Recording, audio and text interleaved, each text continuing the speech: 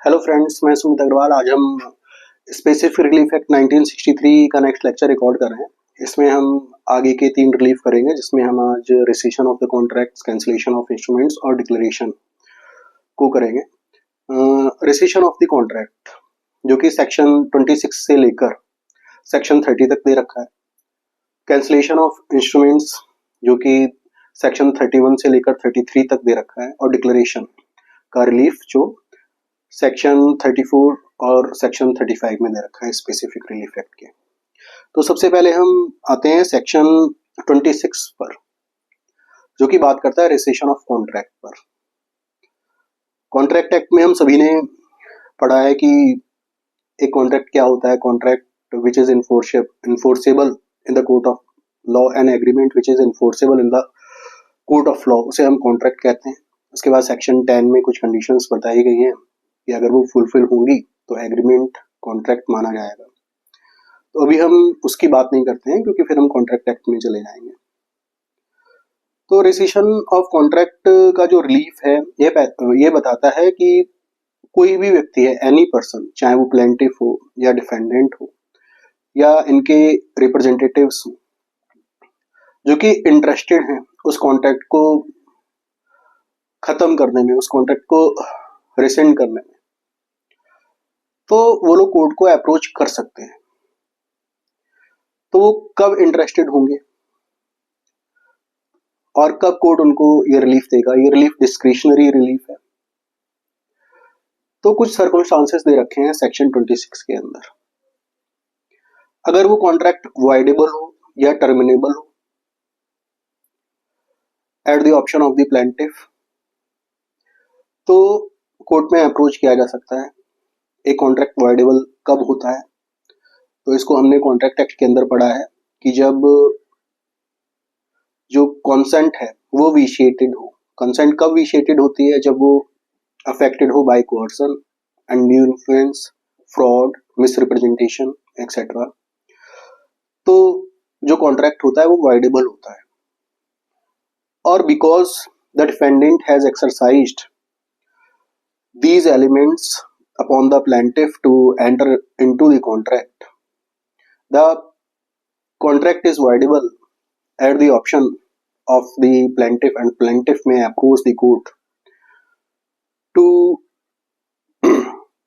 get the contract rescind।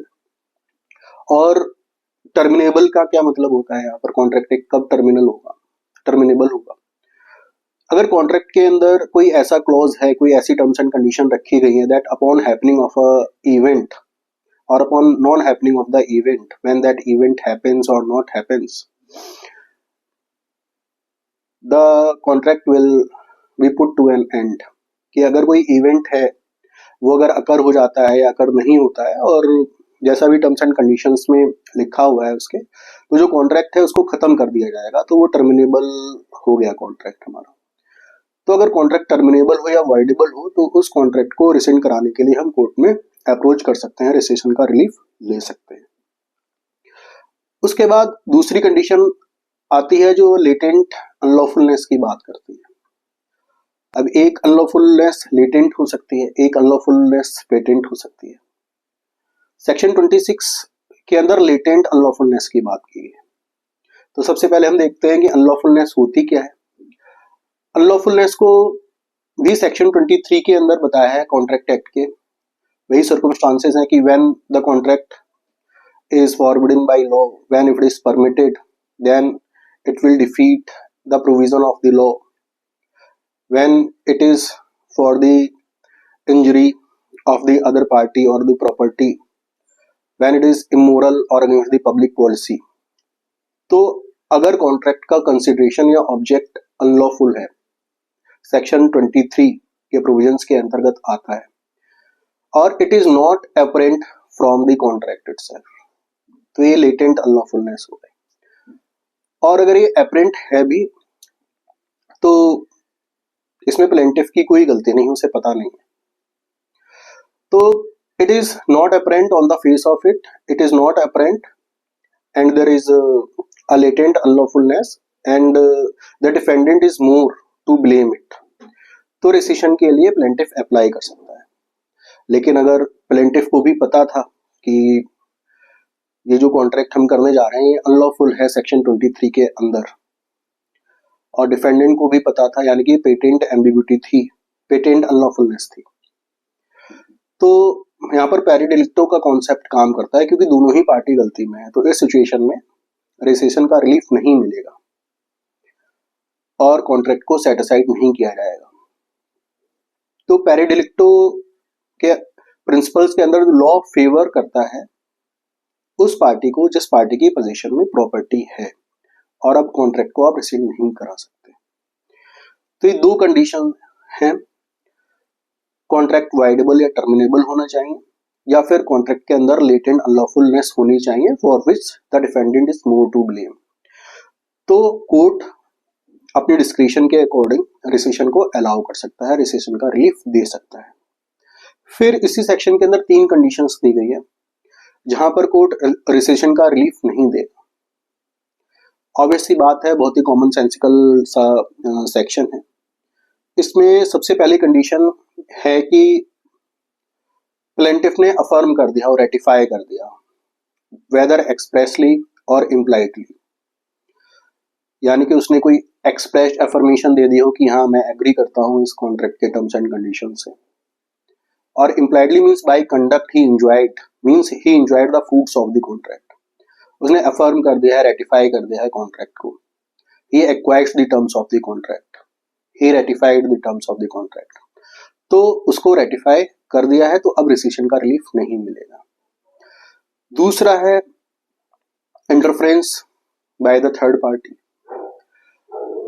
अगर कोई third party है who is for consideration and without the notice about the voidability, terminability or the unlawfulness of the contract, उसे पता नहीं है कि अभी रिसेशन का राइट है सामने वाली पार्टी के साथ, उसको नोटिस नहीं है इस बात का, for value he acquired some rights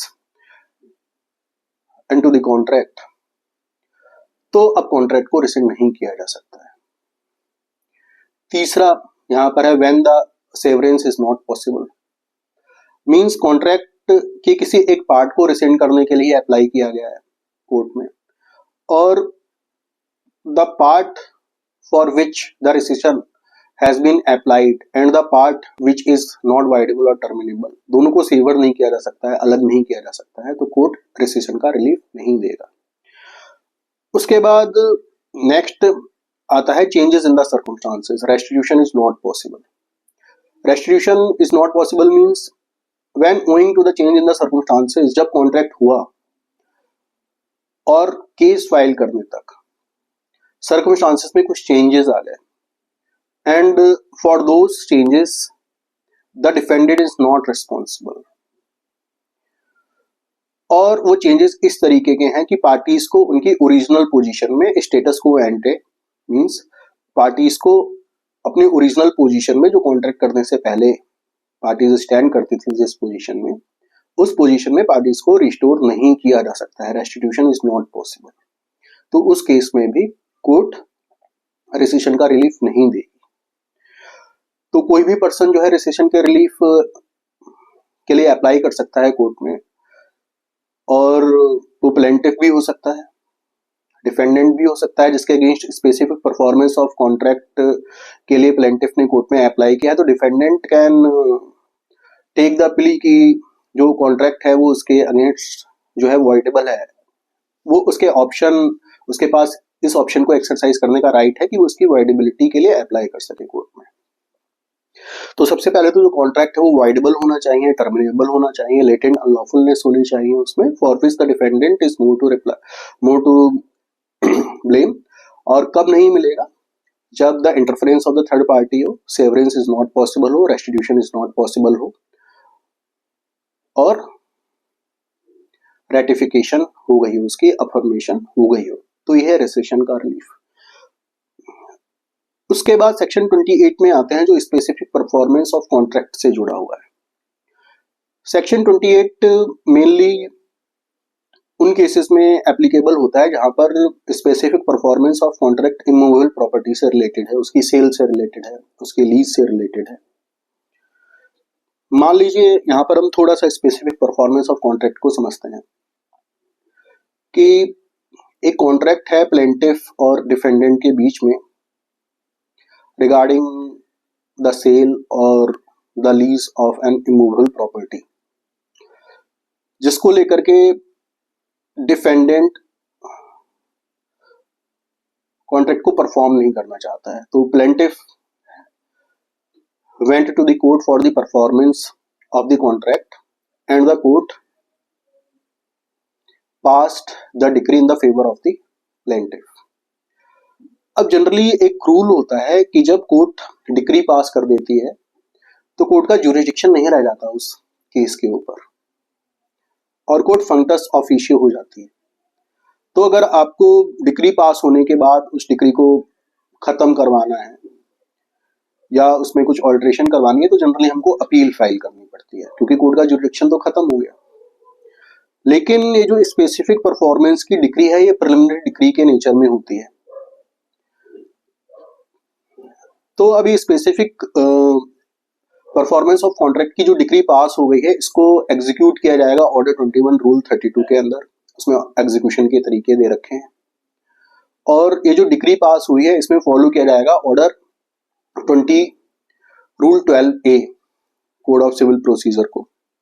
order 20 rule 12A बताता है कि जो डिक्री पास हुई है उसमें लिखा होगा कि स्पेसिफिक परफॉर्मेंस ऑफ कॉन्ट्रैक्ट की डिक्री पास होने के कितने दिनों के अंदर कॉन्ट्रैक्ट के को जो है के अगेंस्ट रिसीशन का रिलीफ लिया जा सकता है।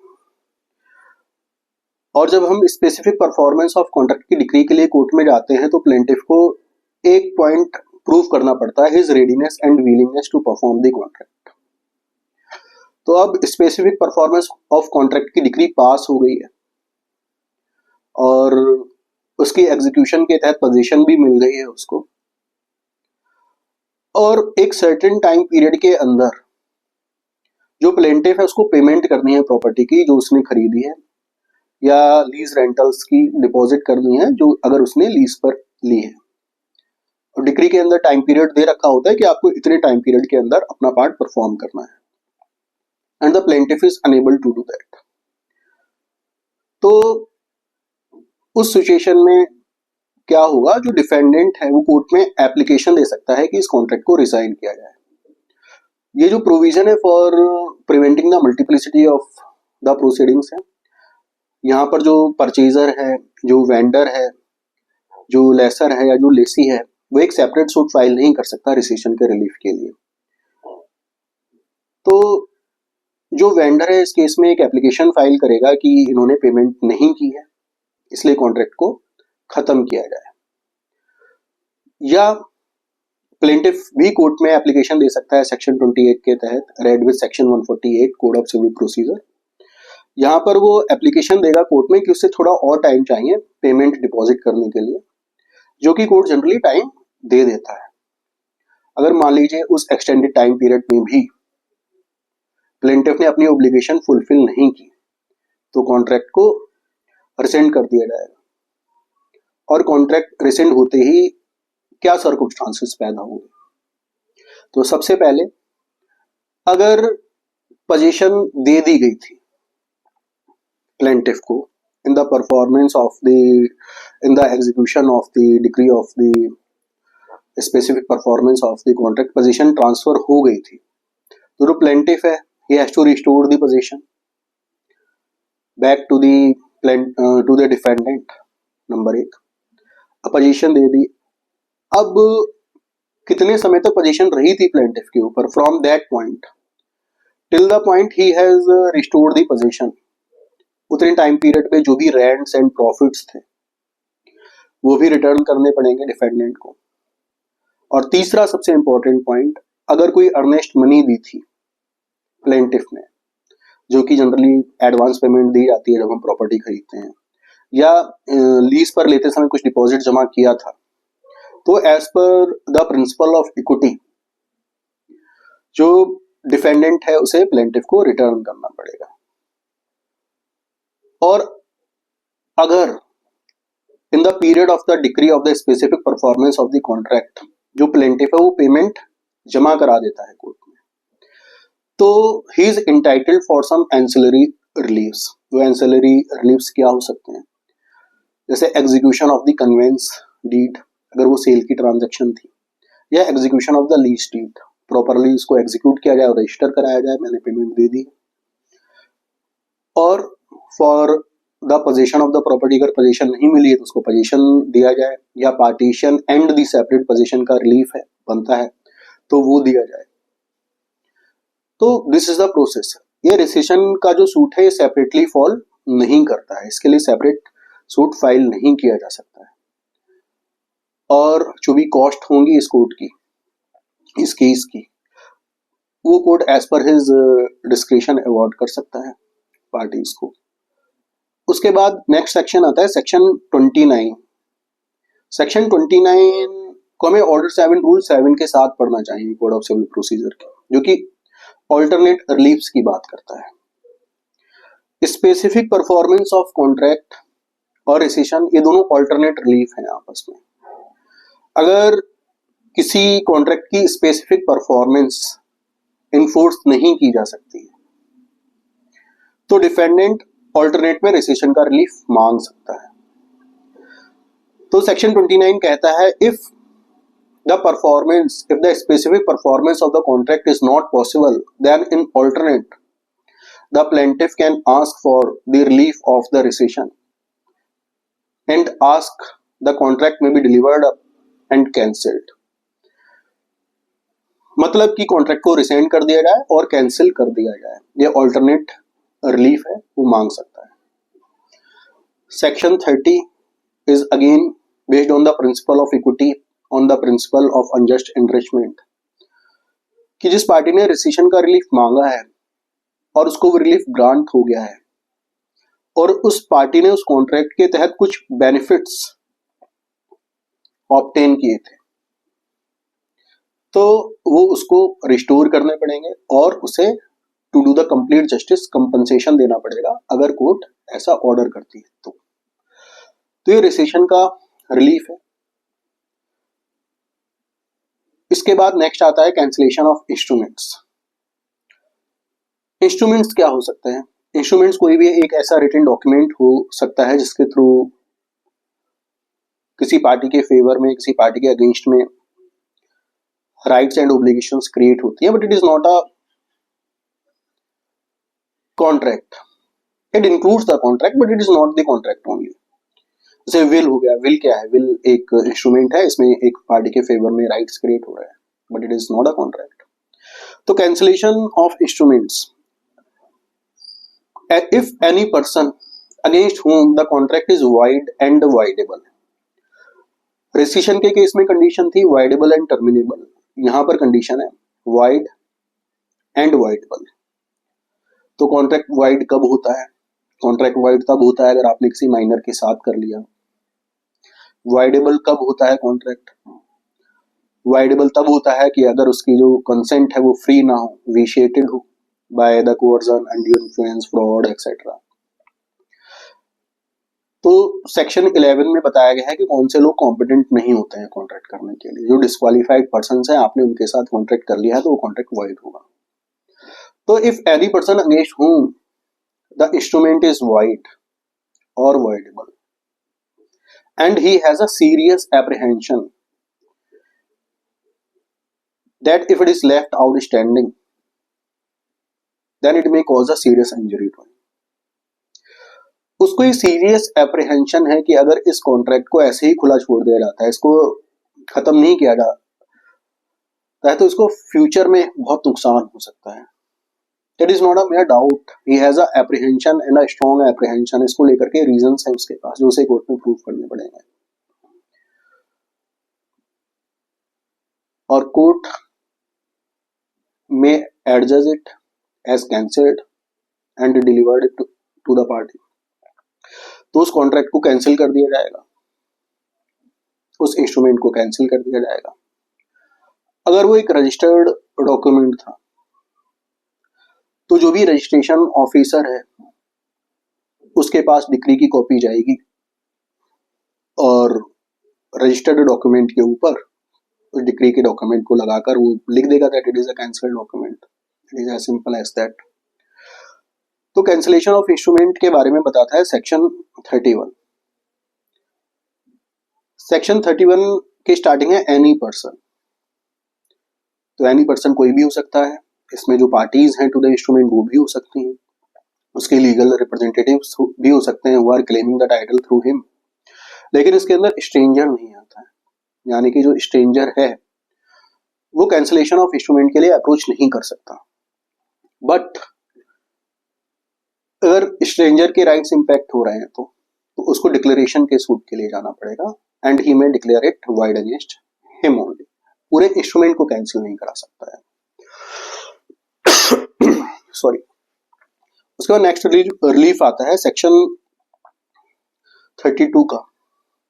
सेक्शन 32 बताता है कि if an instrument is an evidence of both the obligations and the rights, और उसको पार्ट में कैंसिल कराना है, वो सीवियर हो सकते हैं, तो उसको पार्ट में कैंसिल करने का राइट है कोर्ट के पास। Section 33 is again based on the principle of equity. क्योंकि हमने सेक्शन 31 में पढ़ा था that any person against whom the instrument is void और वाइडेबल। तो सेक्शन 33 के अंदर प्लेंटिफ और डिफेंडेंट को लेकर के बात की गई है। Let's say if the plaintiff has approached the court for the relief of the cancellation of the instrument and he has obtained the relief, then if he has obtained any benefit in that instrument, he has already obtained some benefit, then he has to restore it in order to the cancellation of the instrument and he also has to compensate the other party. और अगर रिसीशन की cancellation की जो plea ली है वो defendant ने ली है and he successfully received the enforcement of the instrument on the grounds of its voidability और वाइडनेस, तो if it is cancelled on the basis of its voidability, तो और defendant has obtained some benefits from that instrument, then he has to restore it to the plaintiff and compensation भी देना पड़ सकता है as the court deems fit. And in the second condition, if the contract or the instrument is void, means the conditions of the section 11 of the contract act has been fulfilled. जैसे उसने अगर minor के साथ contract किया था तो उस situation में कंपनसेशन नहीं देना पड़ेगा माइनर को, but he has to restore the benefit उसको रिस्टोर करना पड़ेगा। इसके बाद इन तीनों सेक्शंस में हमारा कैंसिलेशन ऑफ इंस्ट्रूमेंट का रिलीफ भी हो जाता है। फिर नेक्स्ट आता है डिक्लेरेशन का रिलीफ। डिक्लेरेशन का रिलीफ क्या कहता है? If any person is entitled to any legal character और has a right to the title, अगर कोई व्यक्ति है जिसका कोई लीगल कैरेक्टर है या उसका कोई राइट है किसी प्रॉपर्टी को लेकर के, and the other party is denying that legal character और द राइट और is interested to deny that legal character और the right, then the court in its discretion may provide the relief of the declaration, though the plaintiff has not asked for any consequential relief. मतलब ये कहने का कि अगर कोई व्यक्ति है जिसका कोई लीगल कैरेक्टर है या उसका कोई राइट है किसी प्रॉपर्टी को लेकर के। अब लीगल कैरेक्टर क्या होता है? लीगल कैरेक्टर स्टेटस हो सकता है, स्टेटस के अंदर उसका मैरिटल स्टेटस हो सकता है, उसका पैटर्निटी स्टेटस हो सकता है। तो लीगल कैरेक्टर क्या होता है? Legal character are the attributes that the law attaches to that person in his individual capacity. तो वो लीगल कैरेक्टर है, जैसे एग्जांपल हमने किया कि पैटर्निटी का स्टेटस है, उसका मैटरनिटी का स्टेटस है, उसको वो प्रूव करना चाहता है तो उसके लिए वो डिक्लेरेशन का सूट फाइल कर सकता है। टाइटल किसी प्रॉपर्टी को लेकर के उसका टाइटल है, ओनरशिप है, उसको वो डिक्लेयर कराना चाहता है तो उसके लिए वो डिक्लेरेशन का सूट डाल सकता है। बट इसकी जो नेक्स्ट कंडीशन है वहां पर लिखा हुआ है the other person is denying और इंटरेस्टेड टू डिनाई। तो इसका क्या मतलब है, उस लीगल कैरेक्टर को जिसके लिए वो क्लेम कर रहा है, उसके उस right to title to the property को जिसको वो क्लेम करना चाहता है, डिक्लेयर करना चाहता है, जो दूसरी पार्टी है उस लीगल कैरेक्टर को डिनाई कर रही है या इंटरेस्टेड है उसको डिनाई करने में। मतलब डिफेंडेंट ने ऐसा कोई काम किया है जिससे ये लगता है कि he is interested to deny और is denying the title, means the clouds there are clouds on his title and the legal character. There are some doubts on his legal character. There are some doubts on his right to the title of the property because of the actions of the defendant. तो उस suspicion को, उस doubt को dispel करने का जो काम करता है वो कोर्ट करता है by granting the relief of the declaratory suit. Declaratory suit के अंदर जो डिक्री पास होती है डिक्लेरेशन की, it is not an executable decree, it is merely a declaration. लेकिन अगर कोई फर्दर रिलीफ बनता है और बिना उस फर्दर रिलीफ के उस डिक्लेरेटरी डिक्री जो है दैट इज इनकम्प्लीट, तो फिर कोर्ट डिक्लेरेटरी सूट के अंदर डिक्लेरेशन की डिक्री पास नहीं करेगा। Because the principle of the civil proceedings is that the any suit should be filed comprehensively to avoid the multiplicity of the proceedings. मान लीजिए एक प्रॉपर्टी है जो किसी की पोजीशन में है और आप डिक्लेरेशन ऑफ टाइटल का सूट फाइल करना चाहते हो, तो mayor the decree of the declaration will not do. आपको उसके साथ पोजीशन का भी रिलीफ मांगना पड़ेगा, क्योंकि आप पोजीशन के लिए सेपरेट सूट तो फाइल नहीं करोगे ना। तो if there is any consequential relief then the plaintiff should also ask for it.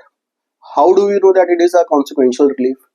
That further relief should flow from the declaratory decree itself, number one, and the cause of action on which the suit of the declaration depends, the relief of the declaration depends, that consequential relief, that further relief should also depend on that cause of action only. So means the court would not grant the relief of the declaration if the plaintiff has option to ask for the further relief also, but he asks only the relief of the declaratory decree to avoid the multiplicity of the proceedings. Example हमने discuss कर ही लिया है। यहाँ पर order to rule 2 नहीं लगेगा, क्योंकि order to rule 2 बात करता है ऑल्टरनेट रिलीफ्स की। For example, if the plaintiff has more reliefs than one, then he has to claim all those reliefs. Otherwise, he may not be able to claim those reliefs in the further suits. That is the order to rule 2. But it is a consequential relief. तो यहाँ पर order to rule 2 का बार apply नहीं होगा, but the bar is the proviso of section 34 which is there. कि अगर consequential relief है वो आपको मांगना पड़ेगा, otherwise नहीं मिलेगा। तो section 34 की ये जो डिक्री है, that acts in personam, means it binds the parties to the suit. Parties to the suit means उसके जो legal representative हैं, the persons who are claiming under him, वो सारे के सारे आ जाएंगे। and if the parties are in the capacity of a trustee, तो जिस व्यक्ति के लिए वो ट्रस्टी हैं वो पर्सन भी इसके अंदर आ जाएगा। ये आपका सेक्शन 35 कहता है। तो ये डिक्लेरेशन का रिलीफ है। तो हमने तीनों रिलीफ कर लिए। अब नेक्स्ट क्लास में हम रेक्टिफिकेशन का रिलीफ करेंगे और रिकवरी ऑफ द प्रॉपर्टी का रिलीफ करेंगे और लास्ट में हम करेंगे स्पेसिफिक परफॉर्मेंस ऑफ कॉन्ट्रैक्ट का रिलीफ। फिर हमारा ये सीरीज खत्म हो जाएगी एसआरए की। Thank you.